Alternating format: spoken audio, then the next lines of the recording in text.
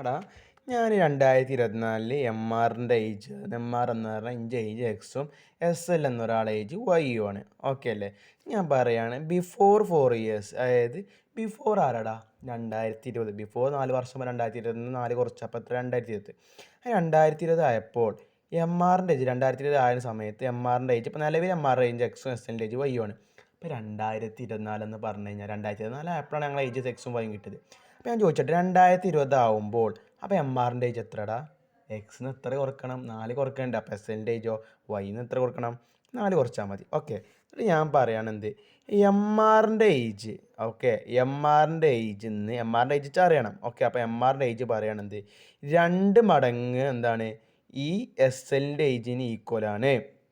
അതായത് എം ആറിൻ്റെ ഏജ് 2 കേട്ടോ, ക്വസ്റ്റ്യൻ പേപ്പറിൽ എത്ര കൊണ്ട് പറഞ്ഞത്? 5 മടങ്ങല്ലേ? അപ്പോൾ എം ആറിൻ്റെ ഏജ് നോക്കടാ, എം ആറിൻ്റെ ഏജ് എത്ര മടങ്ങാണ്?